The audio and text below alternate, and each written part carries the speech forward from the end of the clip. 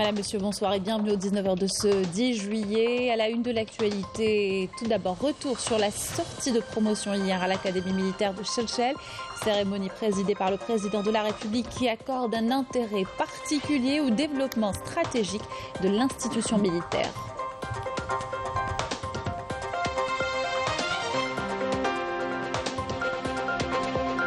Exportation hors hydrocarbures, un objectif de 13 milliards de dollars fixé par les autorités. Gros plan sur les mesures incitatives pour booster les ventes des produits agricoles vers l'étranger.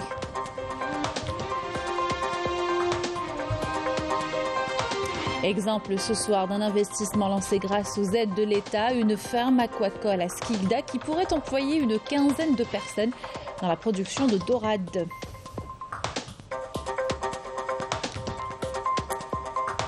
Du sport dans cette édition avec les Jeux arabes, nous ferons le point comme chaque jour sur les performances des athlètes algériens engagés dans les compétitions de lutte, de natation et de gymnastique.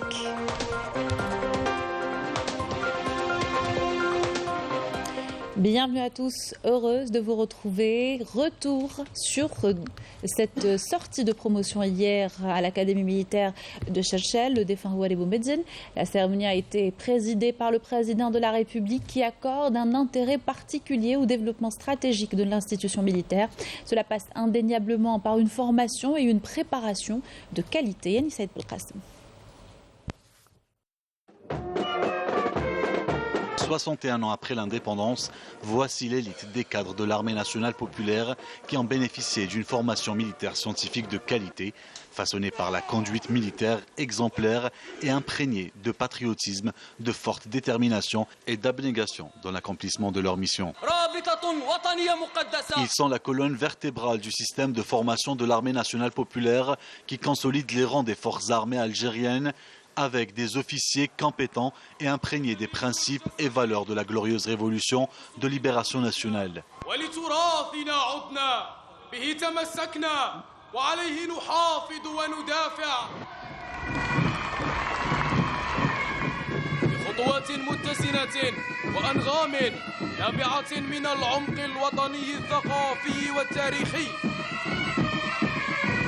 تنفذ مجموعة من أفراد القوات الخاصة تمرينا بيانيا للقفز الحر والعملياتي والتي تعتبر من المهارات والتقنيات المستعملة والتي تجيد بالمستوى العالي والاحترافي الذي يتلقاه أفرادنا في مجال الاستغلال الأمثل.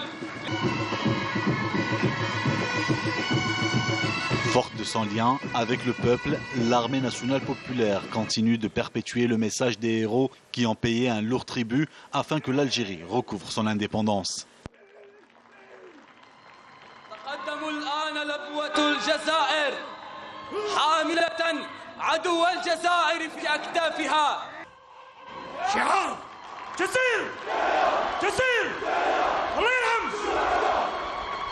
أن أكون الخادم الوفي لبلدي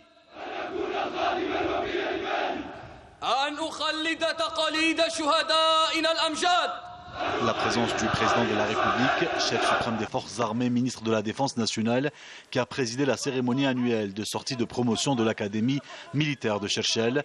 Le défunt président Houari Boumediene réaffirme la place privilégiée qu'occupe ce creuset de la formation militaire qui fournit à l'armée nationale populaire une ressource humaine hautement compétente, baignée dans les valeurs et principes de dévouement au service de la nation, des officiers capables de s'adapter et de faire face à toutes les situations sur les plans raisonnables, planification et virtuosité combative.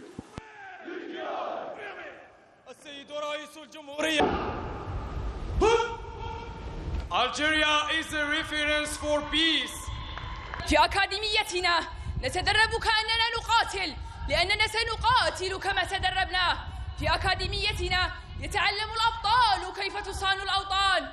أعلم سيدي الرئيس أن جميع الجيوش لديهم أوطان يعيشون فيها، أما نحن فلدينا الجزائر تعيش فينا. At our academy we train to fight and we will fight the way we have been trained.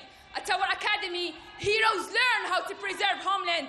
Mr. President, you come to know that ordinary armies have homeland to live in, but we have Algeria living in our hearts.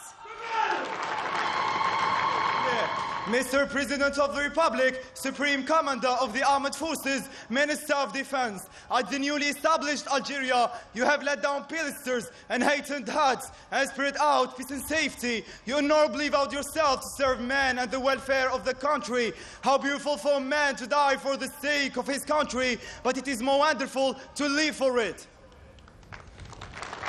Господин президент республики, виши главна командующий вооруженными силами и министр национальной обороны. السيد رئيس الجمهورية القائد الأعلى للقوات المسلحة وزير الدفاع الوطني لا خوف على وطن يتشبع أفراد جيشه بقيم تاريخه المجيد. أبشري يا جزائر أبشري يا جزائر فإن التاريخ العظيم يمشي وراءك فلا تعتبي. نحن جند نوفمبرية نعطي المنية ولا نعطي الدنية. L'armée nationale populaire, digne héritière de l'armée de libération nationale, reste fidèle à ses engagements et à ses missions stratégiques. Elle connaît une trajectoire ascensionnelle pour devenir une des plus grandes armées dans le monde, à la faveur de la formation supérieure qu'elle dispense à ses cadres, basée sur la modernisation, la préparation continue et une ressource humaine consciente et au fait des divers enjeux actuels. ومشروع الجزائر الجديدة فكرة أصيلة ستبعث بالجزائر من جديد. جزائر الله يرحم.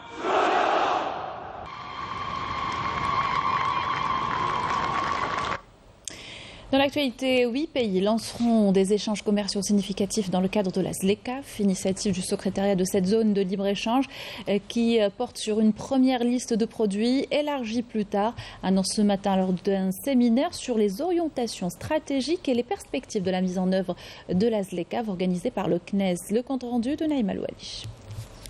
Un séminaire sur les orientations et les perspectives de mise en œuvre de l'accord de la zone de libre-échange continentale africaine, la ZLECAf, a été organisé aujourd'hui par le CNESE au Mercure d'Alger.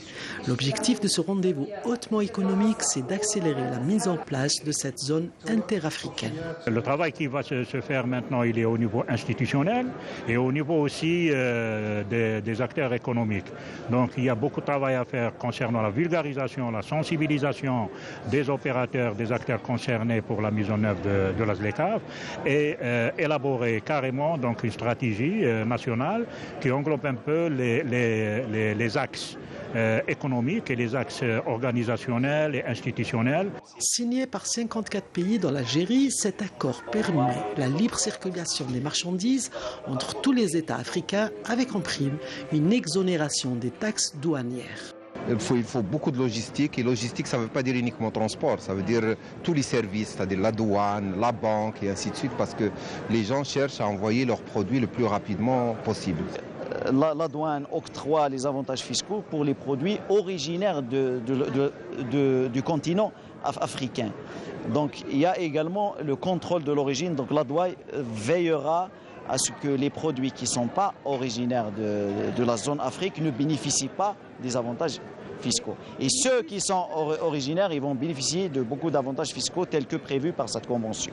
Considérée comme l'une des plus grandes zones de libre-échange au monde, la ZLECAf est un marché de plus de 1,3 milliard d'habitants avec un PIB combiné d'environ 2500 milliards de dollars. De quoi faire de cette zone un environnement économique particulièrement prospère. Et justement, les autorités se sont fixées 13 milliards de dollars comme objectif à atteindre en matière d'exportation hors hydrocarbures cette année. Les produits agricoles et ceux transformés sont particulièrement visés par des mesures incitatives. Au reportage de Seham Rezo, commentaire Yamina Staïchi. Diversifier l'économie nationale hors hydrocarbures et la sevrer de sa dépendance à la rente pétrolière est une des priorités des plus hautes autorités du pays.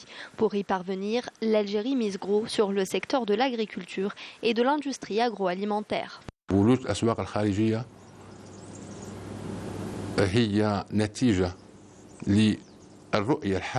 Pénétrer les marchés étrangers est le fruit de la stratégie tracée par les hautes autorités du pays.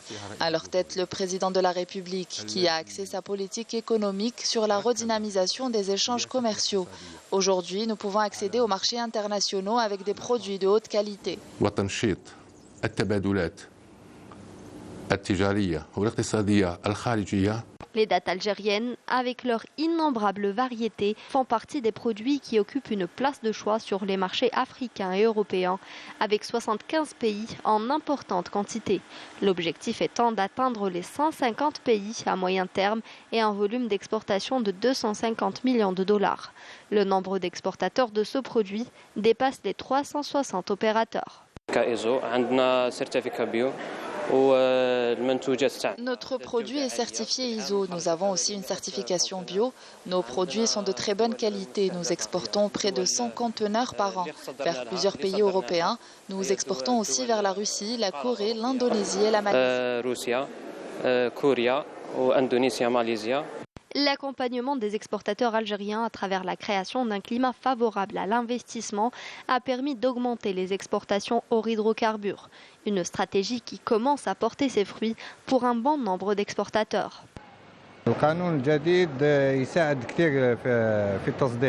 La nouvelle loi favorise l'exportation. Il y a un accompagnement continu des investisseurs avant la phase d'exportation pour leur permettre de se faire connaître sur les marchés étrangers.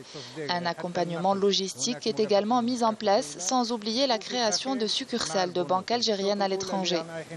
Nos produits seront prochainement commercialisés au Sénégal et en Libye. Vers 10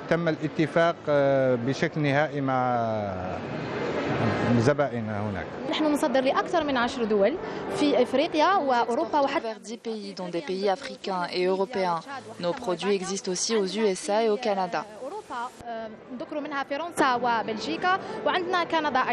13 milliards de dollars d'exportation hors hydrocarbures est l'objectif fixé pour l'année 2023. Et on va à Skikda où une nouvelle ferme aquacole a vu le jour grâce au soutien des autorités. Un investissement prometteur qui pourrait employer une quinzaine de personnes. Badia Amarni était présente lors de l'installation des cages flottantes pour la production de dorades. Reportage. C'est à la Marsa, sur la côte de Skikda, que cette ferme aquacole d'élevage de dorades est née. Abdelhamid Laïfa en a longtemps rêvé. Après une longue carrière dans l'enseignement en France, il tenait à concrétiser cet investissement dans son pays natal, l'Algérie. L'investissement consiste au montage de 6 cages flottantes pour l'élevage de dorades et de loups, en mer bien sûr. Voilà, donc ce projet a pris naissance en 2016. On a traversé pas mal de difficultés, mais grâce bien sûr à l'aide de l'État et l'intervention de l'État, on a pu débloquer la situation et aller vers bien sûr la réalisation. Bon, l'appel du pays a fait que je revienne pour contribuer au développement de notre pays. En plein montage, ces cages flottantes vont bientôt être installées au large. Ce projet, une fois lancé, permettra la création d'une quinzaine d'emplois. Il vient renforcer les capacités de production aquacole déjà existantes à Skikda. Ce projet est le deuxième projet aquacole au niveau de la wilaya de Skikda, d'une capacité d'environ 450 tonnes par an ou bien par cycle et qui va absorber environ jusqu'à 15 postes d'emploi, donc de la main-d'œuvre toujours locale. C'est le deuxième projet, la production aquacole va atteindre environ 1200 tonnes et le nombre de postes d'emploi total des deux projets sera environ 30 postes d'emploi. Donc le développement de l'aquaculture concerne aussi l'aquaculture en eau douce. Cette ferme aquacole permettra de développer davantage la commune de la Marsa. En tant qu'autorité locale, nous avons octroyé toutes les facilitations à cet investisseur sur instruction de Mme Lawali et dont le suivi est également fait par le chef de la Daïra de Ben Azzouz. Nous applaudissons tout investissement qui pourrait être bénéfique à la commune et ses habitants avec la création d'emplois, mais surtout à l'économie nationale. Grâce au soutien de l'État, la filière aquacole prend le large dans la wilaya de Skikda. Le projet de la Marsa est lui aussi très prometteur. avec déjà un premier projet lancé il y a quelques années et qui a donné des résultats probants. Un autre projet intégré de pisciculture d'une capacité de 16 tonnes de tilapia rouge verra très bientôt le jour. On reste sur le littoral et les plages qui ont commencé à accueillir les estivants. Boumerdes, wilaya côtière, attire chaque été énormément de monde. Cette année, elle introduit le recyclage des déchets prévus en importante quantité. Cela commence par l'installation de poubelles destinées au tri sélectif dans des endroits stratégiques. Explication de Enisset Belkacem. Avec ses 100 km de littoral et ses 47 plages autorisées à la baignade, la wilaya de Boumerdes compte accueillir cette année ses visiteurs dans un environnement propre et sain, avec l'installation de poubelles destinées au tri sélectif au niveau de toutes les plages, des bennes suivant le code de couleur universel et d'autres avec des formes originales, placées à des endroits étudiés pour attirer l'œil des estivants et sensibiliser à l'importance du recyclage du plastique notamment. À l'origine de ce concept, Madi Plage. Madi Plage est une filiale de l'entreprise publique de gestion des centres d'enfouissement technique de Boumerdes. Elle existe depuis 2018. Notre mission est d'accompagner les estivants tout au long de l'été à travers le nettoyage des plages et de la côte. Plus de 100 saisonniers sont à pied d'œuvre pour nettoyer les plages et ramasser les déchets sur les plages tout au long de la journée. Une occasion pour ces jeunes de gagner un peu d'argent durant les vacances, mais aussi de s'engager dans la préservation de l'environnement. Travaillons tous les jours de la semaine. Le premier groupe commence à 6 h du matin et le deuxième groupe l'après-midi jusqu'à la fin de la journée. Nous sommes chargés de la collecte des déchets afin que les plages soient propres et que les estivants puissent en profiter pleinement, d'autant plus que la wilaya de Boumerdes attire un grand nombre de visiteurs.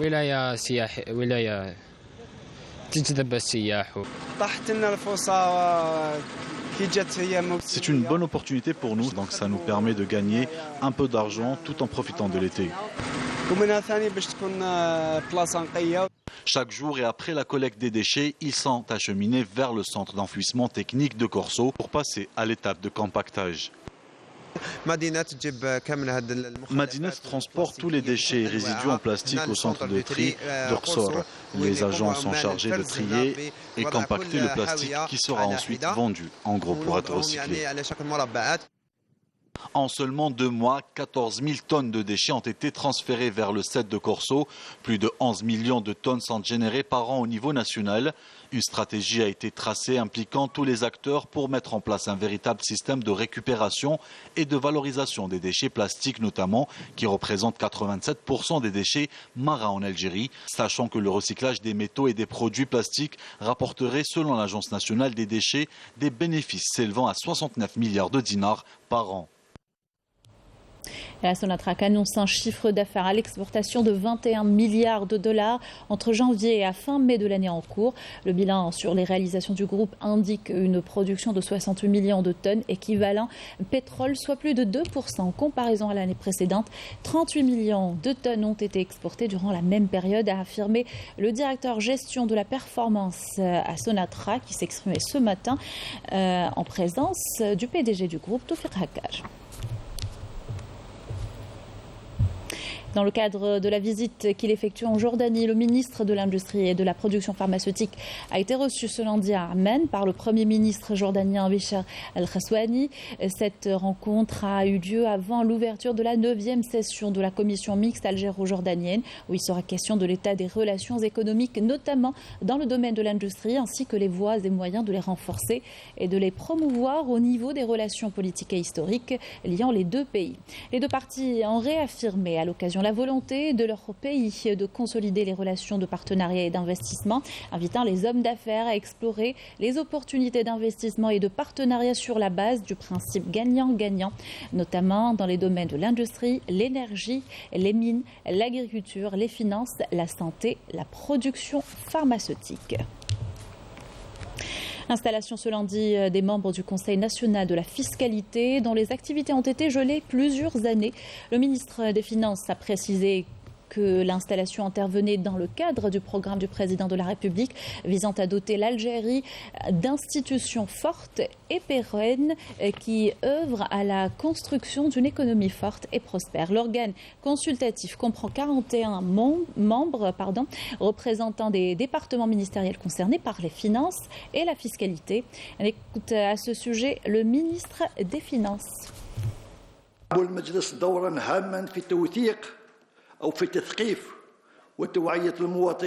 Le Conseil national de la fiscalité a pour principal objectif de sensibiliser les citoyens à l'importance de la fiscalité à travers l'organisation de campagnes de sensibilisation et de vulgarisation en vue d'expliquer l'importance des impôts dans le financement des services publics et la réalisation du développement durable. Organe actif en matière de recherche, d'études et d'analyse, cet organe s'emploiera à publier périodiquement son bilan d'activité accompagné de recommandations et de propositions visant à améliorer et à renforcer le niveau de mobilisation des ressources financières du pays, sur la base desquelles des décisions stratégiques seront prises par les responsables du secteur.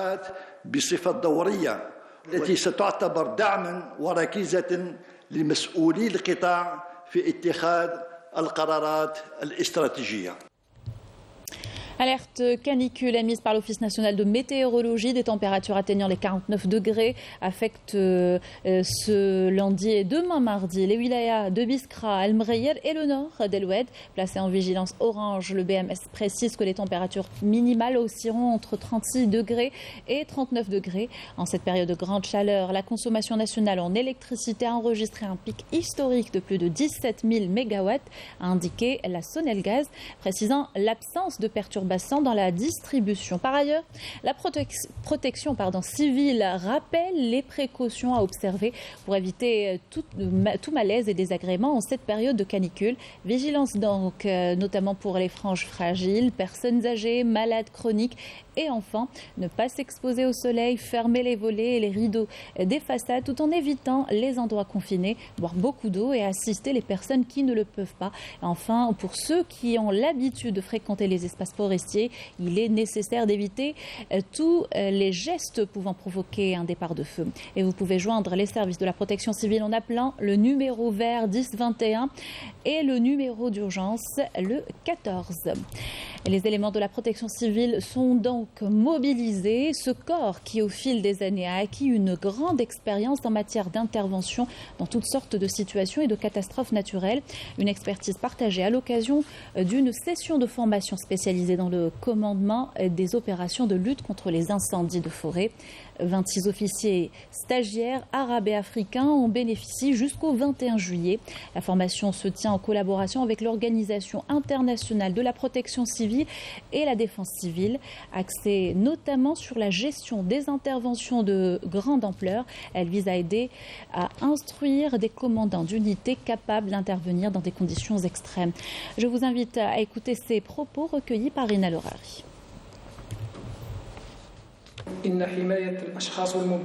La protection des personnes et des biens et la préservation de l'environnement est une mission qui nous incombe à tous. L'objectif étant de protéger nos citoyens contre les effets des catastrophes naturelles dues au changement climatique, car ces dernières dépassent les frontières et ne font pas de distinction entre les personnes. C'est pour ça qu'il est nécessaire d'échanger nos expériences et de partager nos bonnes pratiques à travers la formation et la qualification de nos éléments et en dotant les équipes d'intervention de moyens matériels appropriés ainsi que l'élaboration de plans d'intervention adaptés pour faire face aux situations d'urgence. Des cadres et des officiers de la protection civile algérienne spécialisés dans le domaine des feux de forêt vous présenteront leur expertise et leur expérience qu'ils ont acquise au fil des ans.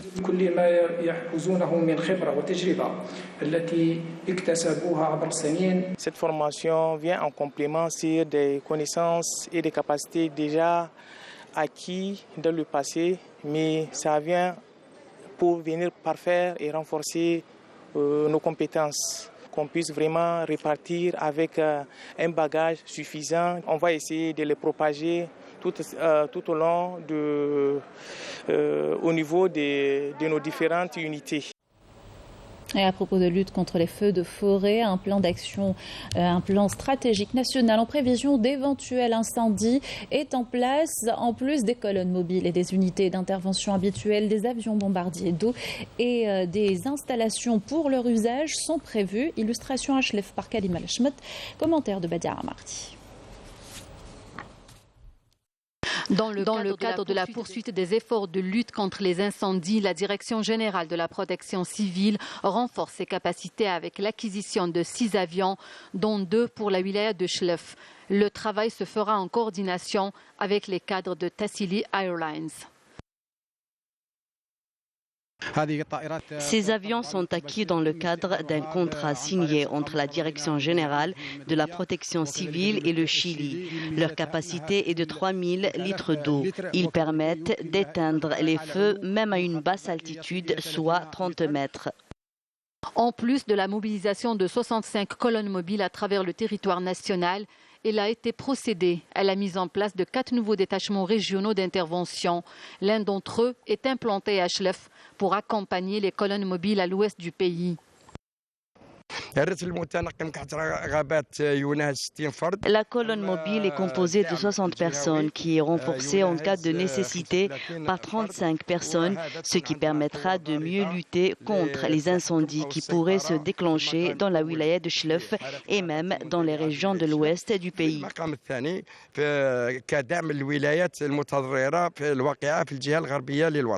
La direction des forêts connaît les mêmes préparatifs pour pallier tout éventuel incendie. Un travail de coordination est mené avec la protection civile. La wilaya de Chlef a été dotée à la fin de l'année 2022 de 4 camions anti-incendie de 1000 litres et un camion d'approvisionnement de 3000 litres. Ces équipements viennent renforcer les 16 camions déjà existants.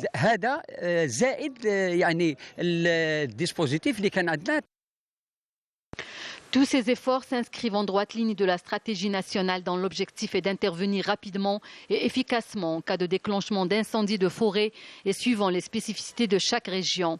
Pour ce faire, tous les moyens humains et matériels sont mobilisés sans compter sur la vigilance des citoyens qui doivent alerter en cas de départ de feu. Tout ceci concourt à protéger notre patrimoine forestier. À l'étranger, ce sit-in de contestation de militants sahraouis soutenus par des membres de la communauté nationale en Guyane, l'occasion de rappeler la justesse de la cause sahraoui, réclamer le droit du peuple sahraoui à la liberté et l'autodétermination. C'était devant la Real Arena où s'est déroulée la cérémonie d'ouverture de la Donosti Cup, une manifestation sportive qui a vu la présence du drapeau sahraoui lors de la cérémonie. Et un jeune Palestinien a été tué ce lundi par les balles des forces d'occupation sionistes près du village de Deir Nizam à Ramallah. Le nombre de Palestiniens tués par l'occupation depuis le début de l'année est passé à 92, dont 18 enfants et une femme. Les forces d'occupation avaient mené lundi et mardi dernier un raid meurtrier contre la ville de Jenin et son camp, causant la mort de 12 Palestiniens. Du sport, les Jeux arabes sportifs, les compétitions se poursuivent. En lutte gréco-romaine, le champion méditerranéen Béchir Sid Azara a remporté la médaille d'or de la catégorie 87 kg après l'abandon de son adversaire, l'Irakien Tamimi.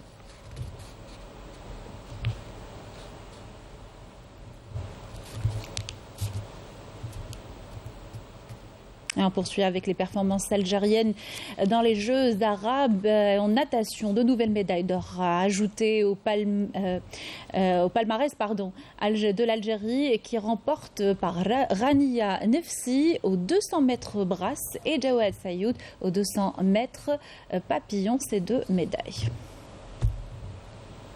En gymnastique, les athlètes algériens ont décroché 4 médailles d'or par l'intermédiaire de Aliouet Riyad à la barre fixe et aux barres asymétriques, Salem Lehna aux barres parallèles et Malek Rizaghi en gym acrobatique.